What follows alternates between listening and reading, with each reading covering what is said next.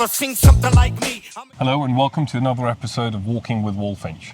Today I'm really proud to have James Cutting, the founder of Football Fun Factory, having joined us. It's gone from 0 to 3.5 million in 5 years, and 500 locations, 90 franchisees? Yeah. You know? Yeah, it's been an interesting few years. Wow. So tell us, how did it all start?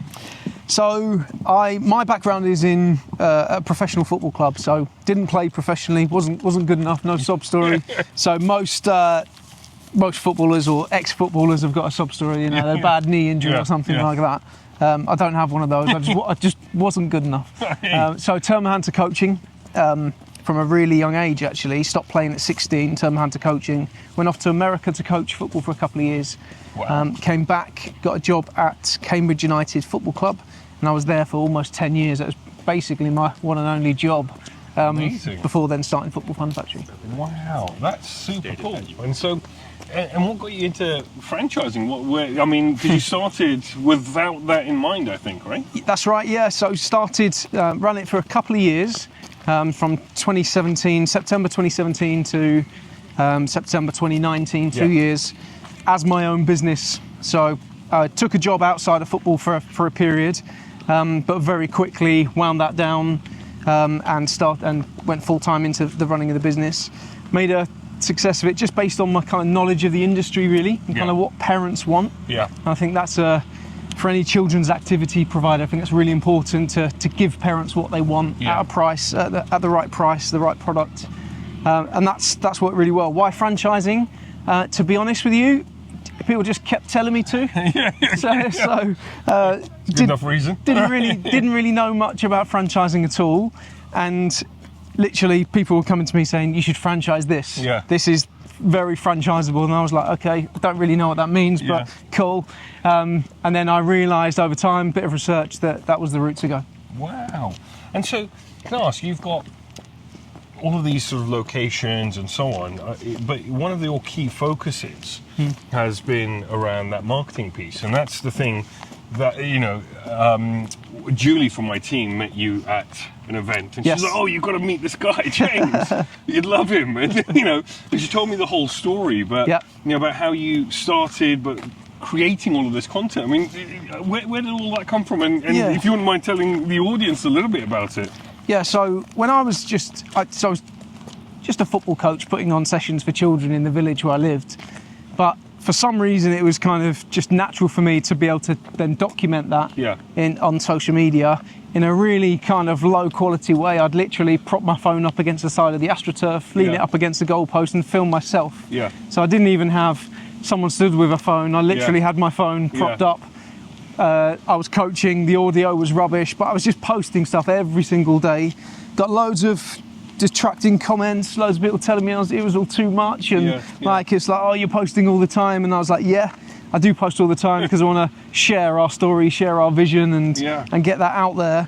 Obviously, as time goes on, you get videographers and photographers, and you build a business and employ people, and you're able to really scale up the quality of what you do. Yeah. But I really believe that anyone can get out a high volume of content with a mobile phone, and on the basis that everyone's got a mobile phone, I think that everyone should be able to do it. That's amazing. And so where is it that you put most of your content? Social media or YouTube? Yeah, everywhere. So we post across Facebook, Instagram, Twitter, X, LinkedIn, YouTube, and it's hard to be present across all of those to the level that you need to be, but there's so much opportunity on each and every one of those platforms that you just have to throw yourself all into it and find a way, and that's what we try to do. And so when you say the level that you need to be, what is that? I mean, if you and I'm going to ask you some granular questions. I'm interested myself. So if you go through each of the platforms, I mean, is it every day that you post different content? On a standard day, there'll be maybe 3 posts a day across each platform. And then posts a day, 7 days a week. Yeah, so I post 3 times a day on my personal platform on LinkedIn. There's other stuff that we do around that in terms of engagement and connections and all those kind of things that help drive that as well. I'll have I think one YouTube short that goes out a day. once or twice a day TikTok and Instagram. Facebook was the platform where we really established, and actually I believe is coming back in quite a big way. Do you think so? Facebook. What makes you think that? Just so the journey that Facebook's been on, I think, has been very much a case of that there was huge organic reach at the start.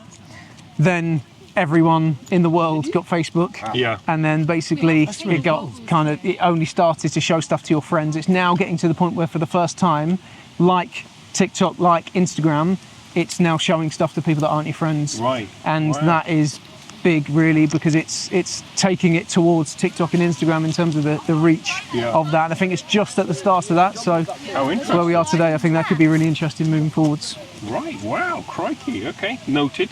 And so 3 times a day on your personal platforms and YouTube and all that. And then what about long form content? So long form content, we have a fortnightly podcast that goes out that's focused on football coaching. Yeah. So that's myself, co-founder Johnny, and our director Luke. We sit down once a fortnight, or publish the podcast once a fortnight, and it's all about football coaching.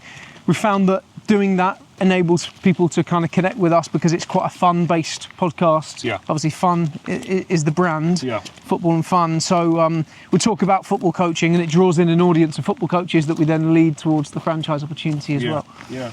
And that's very interesting. And so, is that the kind of key part of your long form stuff, or is it other how-tos and all that kind of stuff? Everything, really. So YouTube videos, there'll be like how, talking to, obviously we're marketing to parent customers of children that will come along to our programs, and also potential franchisees, football coaches as well. So we'll be doing stuff around football coaching, but also franchising and also then giving children experiences within the game. So there'll be YouTube videos about how to help your child maximise their ability, how to manage their expectations within professional football, all those kind of things. I think probably the best form of content, I believe, is just the behind the scenes, day to day, what goes on, and showing people the real life stuff, in my opinion. And like, I'm no expert, so I'm sort of, you're asking me questions as if I'm an expert. I'm not. I'm just throwing loads of stuff out there. Thank you. Thank you. Okay, wow. So that's really interesting. And if you were speaking to someone that's just getting started with all this and not really thought about it before, what would you say to them? Throw yourself in. Everyone has exactly the same limiting self-beliefs. Yeah. I did a workshop at our franchise conference 2 weeks ago, and it was basically saying to people that everyone goes on exactly the same journey. So when I started then delivering sessions, I would grab my phone and I would talk to camera, and I'd be like this, and I filmed it and I wouldn't post it. Yeah. And then I eventually posted it, and then had people telling me, oh, I can't believe you're talking to camera, you must be like, and stepping out your comfort zone, I could never do that. And then it makes you think, well, should I be doing that? And there's all these sorts of thoughts and feelings. You have to overcome that. That internal voice. Yeah, you have to everyone has that. Yeah. I don't think there's many people on earth who would film something and go, yeah, that's brilliant, I was great, look at me, I look amazing, and then post it and think they're great. Everyone goes on the same journey. You have to overcome that because 99% of people are cheering you on. Yeah. I hear that, actually. That's so true. Yeah. I think most people, fundamentally, are good, and they can't. And they want you to succeed, actually. I agree. And that's really interesting. And I think also it's that same thing. It's that Julie conversation of going away and applauding it because it's doing something that not everyone's comfortable with. I think there's a lot to be said for that. So the workshop I did at the franchise conference was, right, what we're going to do today, guys, is we're going to talk to camera. So I led by example. I was like, here's what we're going to do today. Walked up the front in front of everybody and just filmed a selfie video, involved them in it, made it a bit funny, and I was like, right, there we go, demonstrated that I had really stepped out of my comfort zone to step out in front of you all and all that kind of stuff. And it's like, now it's your turn. So everyone then took their phone, went off into a corner of the room and challenged everyone to film it. And as I said, if you're really up for the challenge, post it. Yeah, nice. And every single one of our franchisees then went off and filmed a selfie video, many of which for the first time. Yeah. off the back of that, loads of them are now doing that on a daily basis, which is brilliant, really elevating their personal brand, and it's really helping them grow their business. Phenomenal. I mean, I think that's just so, it's such an interesting thing, this whole concept of personal brand. Yeah. And, you know, it's almost like kind of mini celebrities within, you know, your space, actually, which you certainly, I think, have very much become, from what I can see. It's very cool. It's so. What is there anything else that you would advise one of your franchisees, you know, if they're trying to build personal brand? So I think there's a load of offline stuff that you can do as well that bleeds into the online. So this is something you're very good at, to pay you a compliment back. She'll say nice things about me. So you're brilliant face-to-face in those interactions, networking, talking to people, cheering them on. And as a result, then when people see your LinkedIn posts, they want to give it a like, they want to comment, they want to engage, because they feel like they know you. Yeah. And I think that, for me, that's the framework. Help people to feel like they know you. Yeah. Because if someone feels like they know you, then they will engage with you, support you, champion you, tell other people about you. Yeah. And if they feel like they're nervous to come up to you or nervous to speak with you, then that becomes really difficult. And the two link so well. So we went to the BFA conference for the first time last year. Yeah. And I said to Johnny, I was like we really need to. We basically spent the first 4 years of our business with heads down. We were documenting online, but we didn't go to anything. Yeah. We didn't go to any awards. We didn't go to any conferences, training events, nothing. And we were like, we know we need to do this. Yeah, We just can't get up and breathe for air at the moment because we're launching new franchises and we're trying to grow this business. But we know that we need to do it. So we went to the BFA conference, and I said to Johnny, I was like, we're going to have to step out of our comfort zones here, because people feel differently about networking, and it's tough, and some people find it really difficult, and nobody really talks about that. That moment where you walk in the room and you've got to go and start the conversation. Sweaty palms, you don't know anyone. Some people will find that really comfortable, and others will find that the most difficult thing. Yeah. And it was really easy because loads of people came up to us and they were like, "You're James and Johnny, aren't you?" And we were like, it was weird, to be honest. It was strange. Wow. But that was just because we'd posted a lot online and they'd seen it, and they liked the ethos of the brand and the organisation, and it made face-to-face networking easy. And then if you do that well, then that bleeds into the online stuff. So it's just doing both, I think. I think that is super cool. I mean, and I really think that networking part is really important. If I think back to my first kind of serious business, home care and domiciliary care, I built that through networking. I was sort of 26 years old, almost running out of money. I thought, what can I do to not go totally broke here? And I built the whole thing through just shaking hands.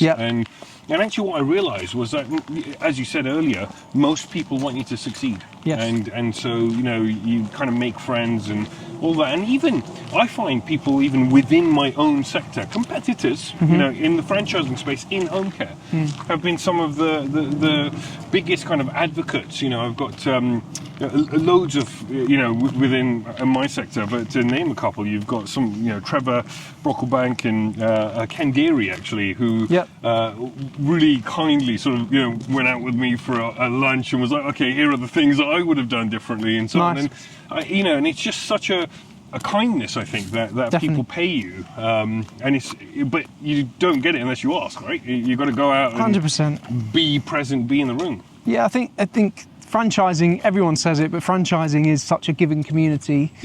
Even those that are in the same industry as one another, who you might just think, well, why would they talk to would they talk to each other? And for me, it is about being as good as you can be, supporting other people, and the people that think about being better than others probably don't actually go on the same journey or be as successful as they could be. If you focus on yourself and giving more than you receive, I honestly believe that's always the best strategy in everything. It's so true. I think that learning journey is really important. And just talking about that, where did you learn about brand building and all that? Was it through just totally organic, or have you read stuff that you can share? Or so I think the most important thing about social media, brand building, all that kind of stuff. Like I said, I'm no expert.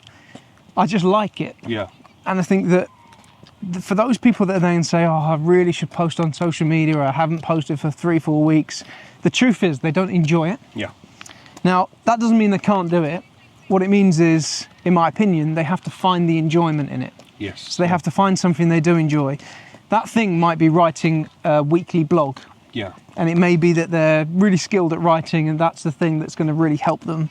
That thing may be that they do like talking to camera, but if they really don't like talking to camera, that's not a requirement to build a personal brand.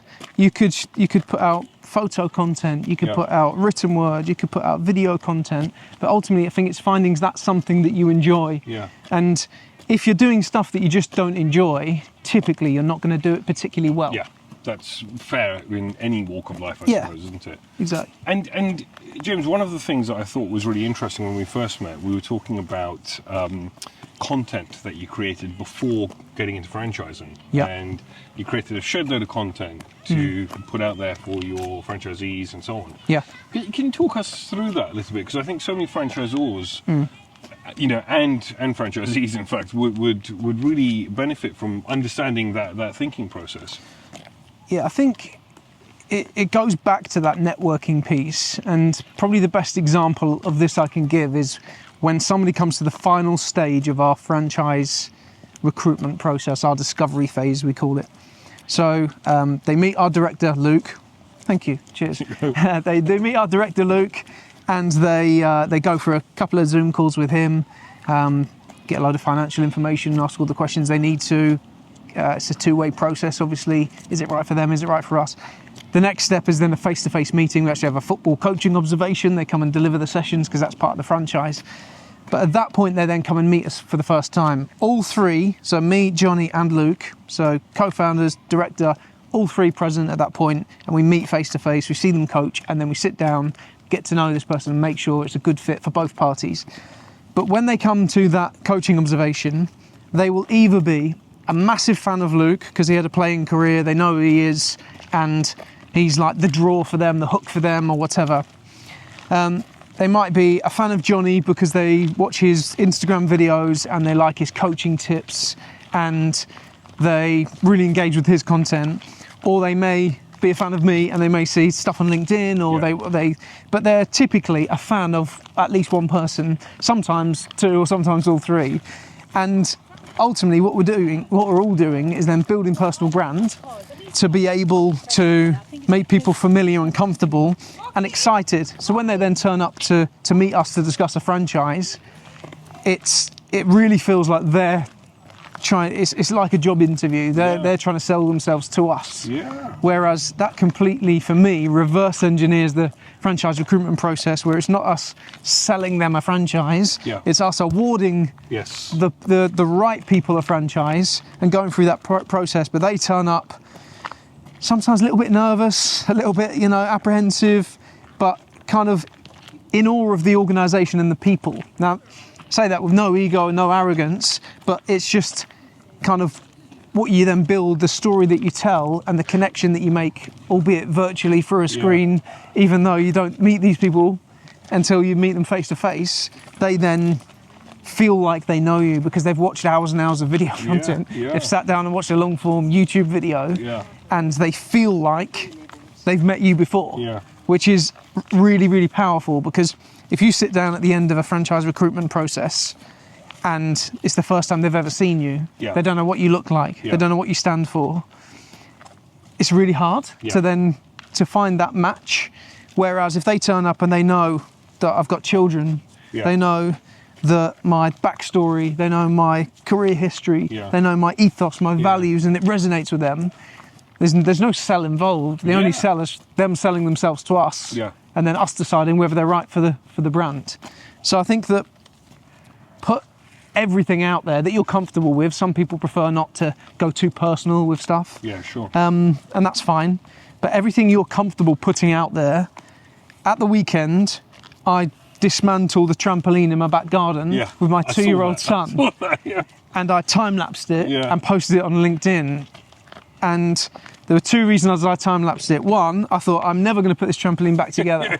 So I need to learn what I did to take it apart. So I'll watch that time-lapse back, so that was handy. Second reason, I knew that everyone was going to love the cute little toddler running around helping me, pretending with his screwdriver like that. And the third reason is then I just become really relatable to everyone that has children, which is most of our franchisees. So then they really resonate with that, and then again builds the brand, builds the personal profile. It's just really wonderful, and I love the simplicity of it, right? You know, just getting the content out there. I mean, I think the hard part is getting different things on different platforms and you know, creating so much of that. But actually, if you just make it part of your day-to-day life, in building content, you can do that, right? It's a really interesting thing. Yeah, I think it's a mindset. So everything is content. Yeah. So that's the mindset for content creation. And again, you have to find enjoyment in that. Yeah.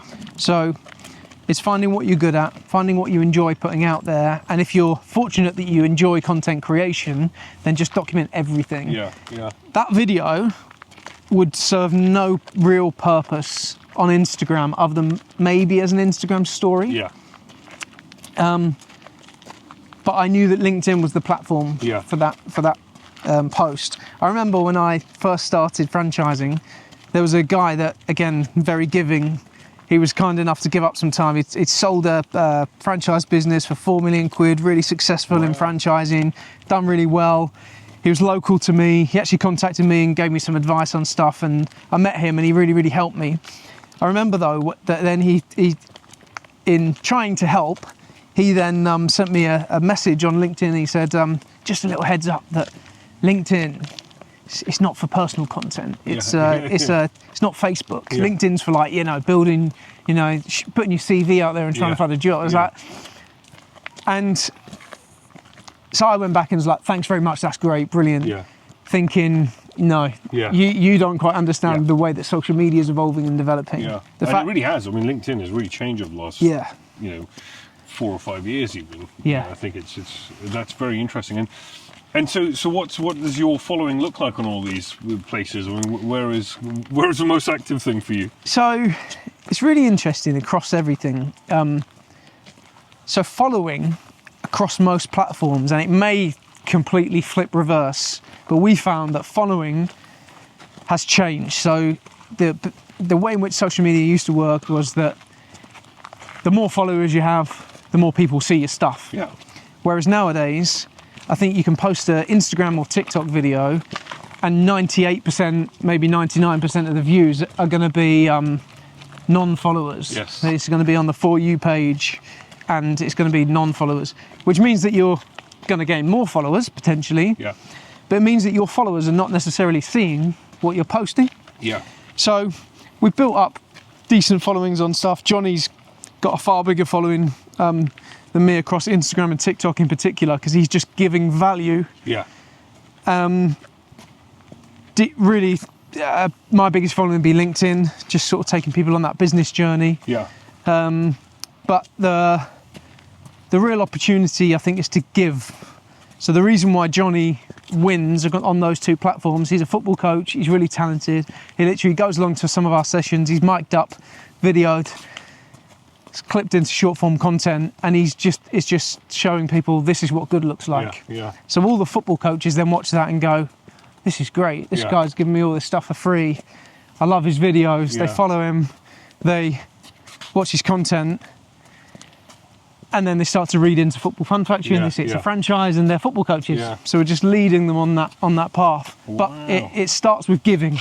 Yeah. Rather than straight away asking. Yeah, asking for the sell, basically. Yeah. Well, that is really just very interesting, and thank you for being so giving in that. I think that's, I've learned loads, and I think so many people will walk away from this and think, well, okay, do I go and do that one selfie video? Yeah. And I think that's kind of the point for me. The whole purpose of this is that I've always learned so much from podcasts. Yep. And I still do, and it's really trying to help kind of contribute to that, especially in that kind of franchising space. I think that's really one of the kind of key drivers for me. Yeah. And I really do feel like social media is changing Yep. in that space right now, like actively. You can see it, right? Mm-hmm. So, Yeah, very cool. I think with one of the most exciting developments, and again, by the time this goes out, whatever, it may have changed because algorithms and everything changed. But I don't know if you've noticed the last few days that on LinkedIn, this started to pop up with vertical videos, Yeah. and almost same as the other platforms. Facebook's now doing it, Instagram, TikTok, and now LinkedIn have got those videos. Yeah. And those videos will be people that you're not connected with and don't follow. And Yeah. again, that's just such a big opportunity because you can now put out content that's going to be seen, if it's good, it's going to be seen by a lot of people. Yeah, yeah. And that's very cool. And I think we need to make some short form content right now, live. Here we go. Should we do it? Right. Let's do it. Before we get to the final questions, here with James Cutting. Right. Afternoon. 500 territories across the UK, and filming for our podcast. Got Connor walking backwards. Behind the scenes content. Am I doing this right? Love it. Absolutely love it. And I think that's what it's all about, isn't it? It's about documenting what's happening, because where else would anybody ever see that? Yeah. For the people that watch your podcast now, they're getting to see how it's filmed. Yeah. They're getting to see the videographer. They're getting to see the setting and all those kind of things. And it's a insight behind the scenes. It's massive. Absolutely. Well, there you go. I'm going to keep it at 34 seconds. Otherwise, it'll be too long for short form. Yeah. so James, I always ask the guests on the show, what's one piece of advice you could give the audience to help their journey from 0 to 1 million? In franchising in particular, or? In business, I think, in general. Cool. All the best questions are ones that make you stop and think, aren't they? The one thing. I think it's about you as an individual and understanding your superpower. Yeah. So, because the natural assumption for anyone would be, if you were thinking of, right, how do you build so if you look at my journey, how do you build a big franchise brand? How do you open hundreds of locations? Well, you go, well, I need loads of experience in franchising, so I need to go and get a job in franchising, work in franchising for 5 years to be able to do that. Yeah. But for me, that's not true. In fact, I had no reason to franchise at the start other than just learning about it as a growth strategy. I had no knowledge of franchising whatsoever. Yeah. And even when I had the first initial 20 franchisees, probably looking back, my knowledge of franchising was fairly limited. Yeah. Compared to what it is now. So I think it's about being you, and the being me bit in that is I am then hardworking, committed, sit and watch hours and hours of video to learn, throw myself into it, just give your all to everything. Yeah. And I think that applies to anything and everything, but especially in business. The one determining factor for me, whether someone is successful in life, full stop, be it in sport, business, career, whatever it might be, is how they are willing to be themselves and then put in the blood, sweat and tears that it requires. Because I don't know all that many people who would then, for a period of time, to get to where they want to be, have their laptop out at 10 o'clock at night. Yeah. I believe that's what it takes. Yeah. That's what has helped me. There's so many people that are so much more talented than me. Yeah. And that are then, their levels of success at present would be less than. Yeah. So then for me, the variable is then hard work, blood, sweat and tears, willingness, and being yourself. That's it. I mean, do the work and then tell everyone about it, right? Absolutely. So, that is great. Thank you so much. Brilliant. Cheers, Amrit. Real Thanks very pleasure. much. Thank you. Enjoyed it. And a huge thank you to James for joining us today and going through in detail how to build personal brand. It's a huge responsibility, I think, that people like James have to help deliver that message to the franchising community in the UK. I hope you enjoyed the show, and tune in for the next one.